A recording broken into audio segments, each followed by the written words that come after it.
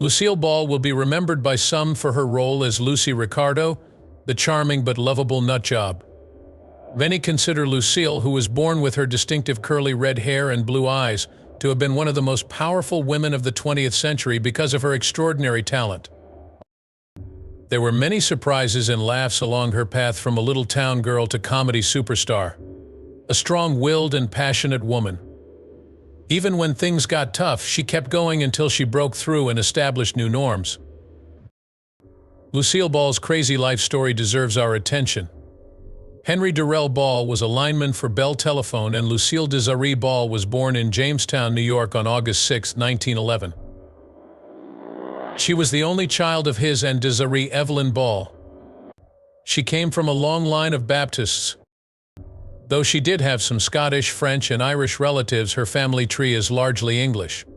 While Lucille was a little girl, her family moved around a lot since her father worked for Bell Telephone. After relocating to the Wyandotte, Michigan suburbs, Lucille's father became severely ill with the flu. A severe storm hit their area, making things worse before his body could recuperate. Despite his horrible cough and fever, he had climbed up the poles in the snow to try to secure the tangled fallen wires. Typhoid fever developed as his temperature intensified, as one would expect. He passed away on February 28, 1915, not long after the storm. Only 27 years old he was. Lucille was just 3 years old when he passed away, and her mother was expecting their second child, Fred Ball.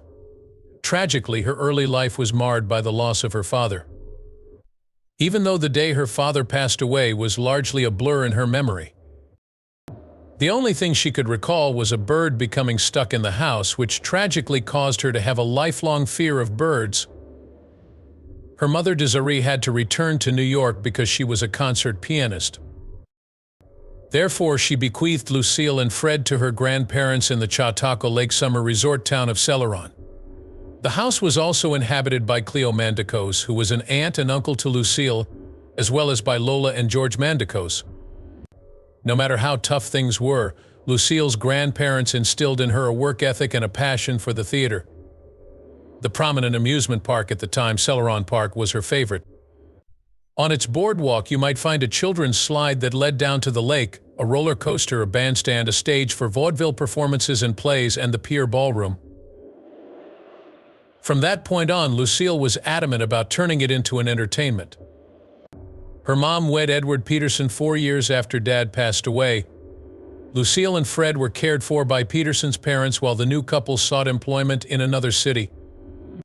A Swedish couple who had recently become step-grandparents were so strict with their faith that they took down every mirror in the home except the one in the toilet. Their goal was to put an end to any form of self-importance. Lucille was harshly reprimanded every time she was found gushing over herself in it. This period had a profound impact on Lucille for 7 or 8 years, as she would subsequently mention. Unfortunately, not everything was negative. Peterson was her stepfather, and he was a Shriner. Fraternal organizations like the Shriners used to play a larger role in community events in the era before television kept people glued to their screens. Peterson suggested that she audition for his group's chorus line in a forthcoming play when she was 12 years old. While performing, Lucille realized that getting compliments was a great way to get money. In no time at all, she landed her first major acting part and began to revel in the spotlight. Nevertheless, her luck quickly changed. A court decree relocated the Ball family from their rural community to a modest apartment in Jamestown. The family's possessions and real estate were liquidated in order to settle a lawsuit. The court decree left the family with nothing. Johnny DeVita, a local thug who was 21 years old, was already dating Lucille while she was a youngster. Her mom wanted the romance to end since she was dissatisfied with it. After a year or so, her mother attempted to drive a wedge between them by capitalizing on her daughter's ambitions to enter the entertainment industry. Even though they were struggling financially, she sent Lucille to New York City's John Murray Anderson School of the Dramatic Arts in 1926. Bette Davis and Lucille were classmates at the same school. But it wasn't easy because not everyone was satisfied with her initial attempts. Her shyness and reserve were seen as flaws by others. Despite initial failure, her experience at John Murray Anderson School marked the beginning of her acting career. "All I learned in drama school was how to be frightened," she reflected, looking back on that period.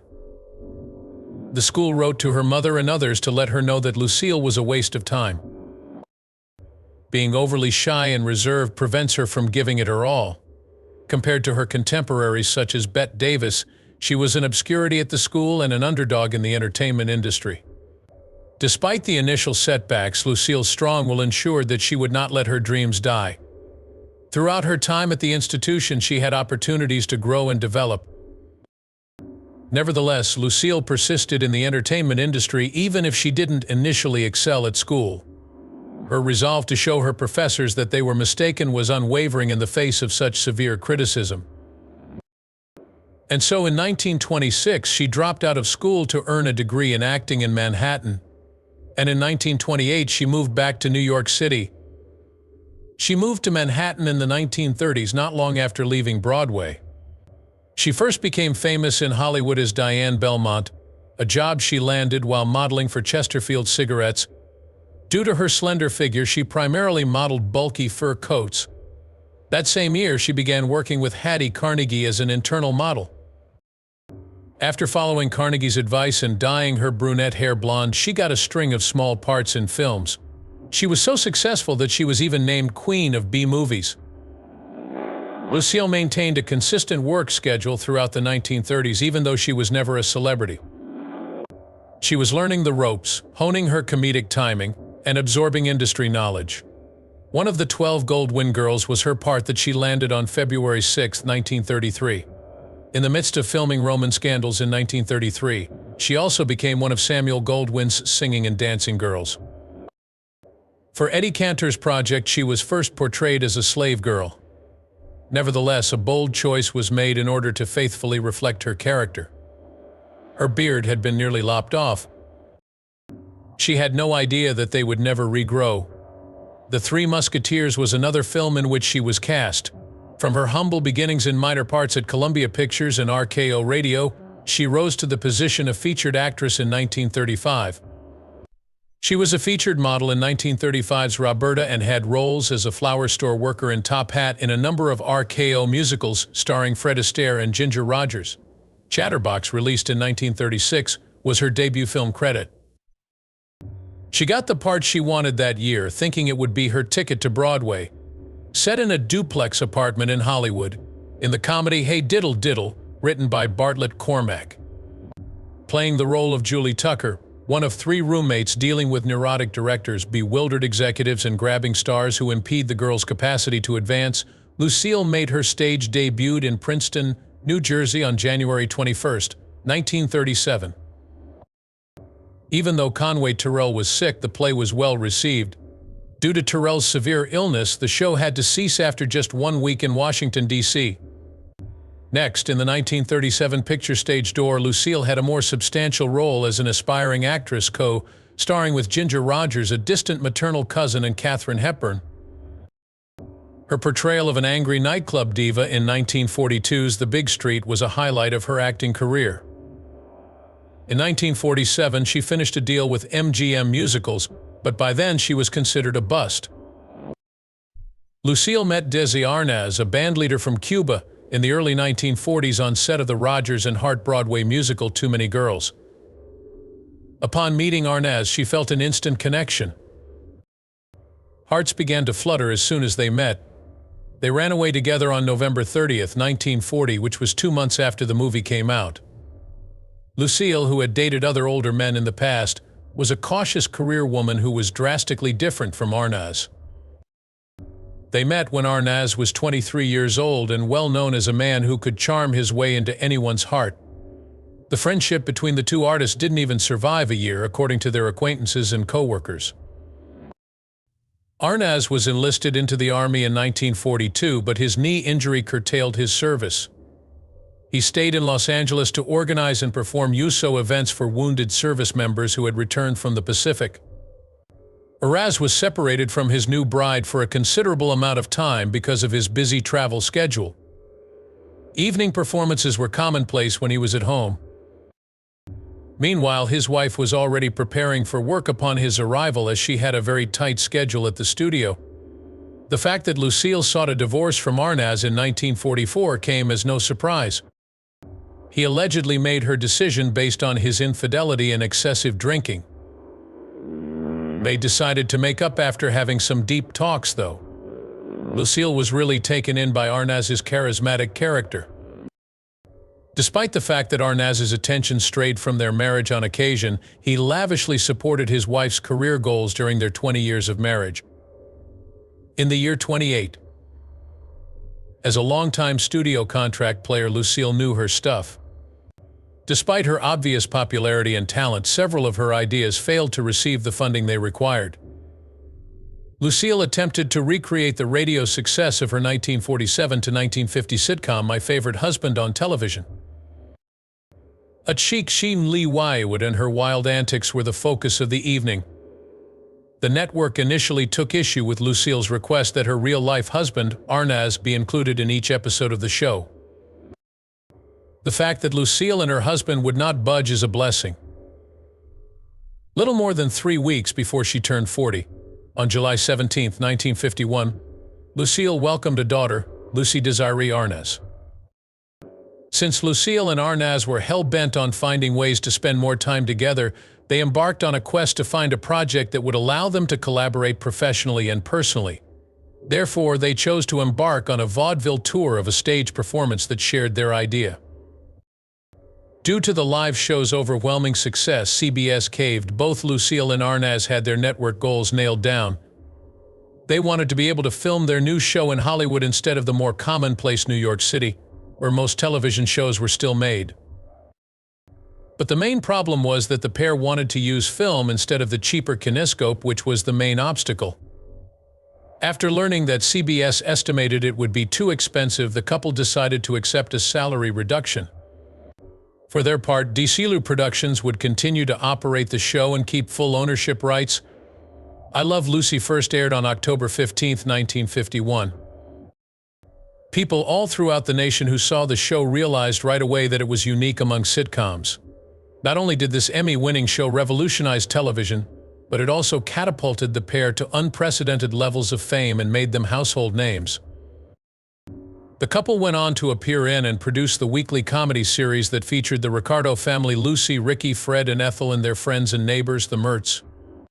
Lucille and Arnaz's obvious chemistry, as well as her remarkable comic abilities, served as inspiration for the story, which was based on their real experiences.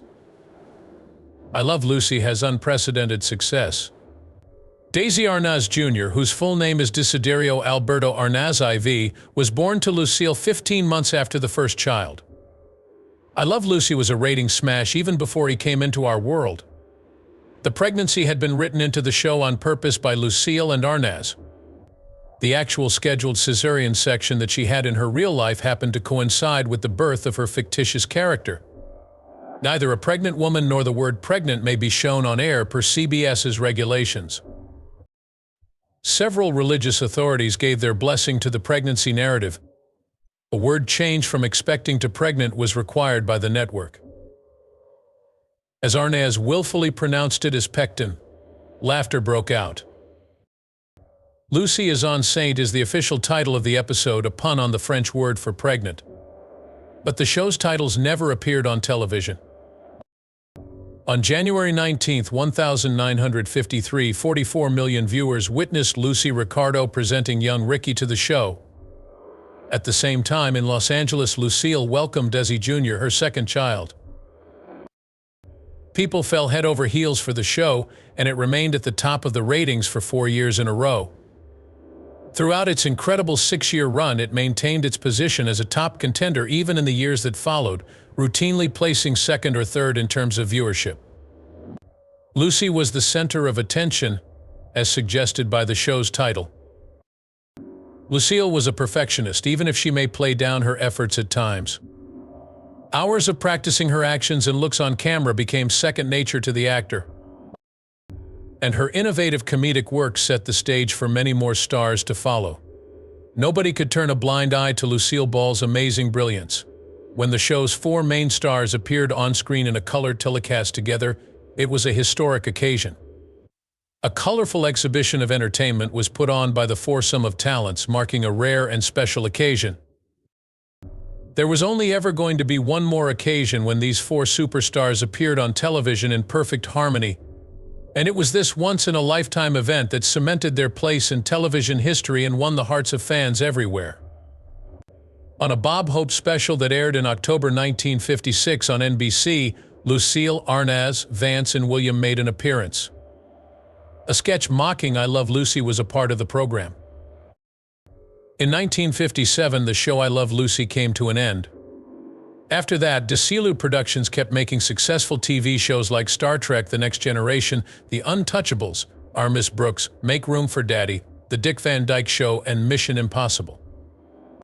Lucille and Arnaz were both overwhelmed by the stress that Desilu had become by the late 1950s, when the corporation had grown substantially. Legal documents were filed by Lucille in Santa Monica Superior Court the day of Daisy's 43rd birthday, along with the final episode of the Lucy-Desi Comedy Hour. Lucille claimed that her marital life with Desi was a nightmare, contrary to what appeared on I Love Lucy. They parted ways on May 4, 1960. The two were friends and talked highly of each other until Arnaz passed away in 1986. Since she was consistently portrayed as a widow or single woman in her subsequent TV series, her real-life divorce made an indirect appearance. Afterwards, she joined Keith Andes and Paula Stewart on Broadway for the musical Wildcat. She met her second husband, the Borscht Belt comic Gary Morton, through Stewart, who she would go on to become friends with for 30 years. By acquiring Desilu Productions from her ex-husband Arnaz, Lucille made history as the first woman to lead a major television production business. Comedian Gary Morton was her second husband at the time. Morton claimed he had never watched an I Love Lucy episode due to his hectic work schedule. Without delay, she recruited Morton, mentored him in the TV profession, and promoted him to producer. On occasion, he would make a brief appearance on her shows as well. Their real estate holdings included properties in Snowmass Village, Colorado, Palm Springs, California, and Beverly Hills, California. Two further acting engagements included the 1968 to 1973 sitcom Here's Lucy and the 1962 to 1968 series The Lucy Show. While both were passable, they lacked the enchantment of her earlier show with Arnaz. Even though Lucille had never acted in another part, it didn't matter because her contributions to humor and the television industry had already earned her a spot in the Comedy Hall of Fame. Finally, in 1967, she got around to selling the company to Gulf Western for $17 million. Publication of letters concerning her marriage to Morton took place. After marrying Morton in 1961, she wrote to a friend in 1983 saying, "Boy, did I pick a winner. I never expected to marry again after 19 years with that Latin lover, but I'm glad I did," she remarked. She strongly disapproved of the couple's connection. "I miss Liza, but you cannot domesticate Liza," she remarked later on in reference to her son's relationship with Liza Minnelli, emphasizing without equivocation, soon the entire planet would hang its head in shame. Lucille was living in the picturesque metropolis of Beverly Hills, California, with her husband and daughter Lucy at her side on April 17, 1989, when she began to have sharp chest pains. She was transferred to Los Angeles' Cedars-Sinai Medical Center on April 18, 1989. She underwent a 7-hour surgical procedure to fix her aorta and successfully implant a new aortic valve after a dissecting aortic aneurysm was found. Upon waking up, Lucille inquired of Morton, "How is the dog doing?" He assured her that Tinker was okay. "Was the operation major?" she inquired afterwards. Although it was a major operation, he assured us it was worth it. She went unconscious due to excruciating back pain the day following her hospital homecoming. Her aorta, which had been surgically repaired, had burst once again. Full cardiac collapse occurred at 5 a.m. She was declared dead following 47 minutes of medical treatment. A piece of the aorta, the main artery that supplied blood to her heart, had ruptured in her abdomen, killing her. 2 years and 4 months after Arnaz passed away, she passed away at 5:47 a.m. PDT. She was 77 years old. The exquisite symbolism of Lucille Ball's everlasting resting place is the deep link she had with her family. She was laid to rest in a columbarium niche in Forest Lawn Hollywood Hills Cemetery in Los Angeles, alongside her beloved mother, after she departed this life. Their respectful transfer to the Hunt family section of Lakeview Cemetery in Jamestown, New York, was a touching remembrance of her desires in 2002. The resting site of Lucille, her mother, and her brother, Fred Henry Ball, who was laid to rest here in 2007, is this peaceful and beautiful location. With the passage of time, Lucille Ball's remarkable legacy keeps shining brilliantly, appreciated by her loyal admirers and treasured by her cherished family.